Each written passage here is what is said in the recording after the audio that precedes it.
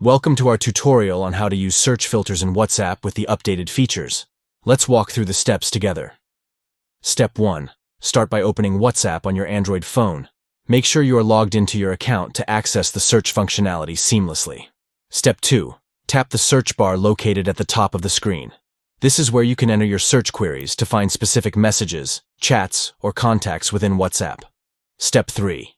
Just below the search bar, you will notice a panel displaying various filter options. These filters are designed to assist you in refining your search results, making it easier to locate the information you are looking for.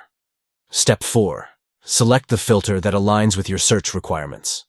Whether you are searching for messages, contacts, or media files, choosing the appropriate filter can help streamline your search process. Step 5. Enter the keywords or phrases you wish to search for in the search bar, then initiate your search.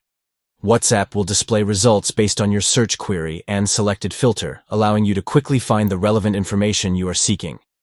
By utilizing the search filters in WhatsApp, you can efficiently manage and search through your messages and contacts, ensuring a smooth and effective search experience. Experiment with different filters to customize your search results and easily locate the information you need.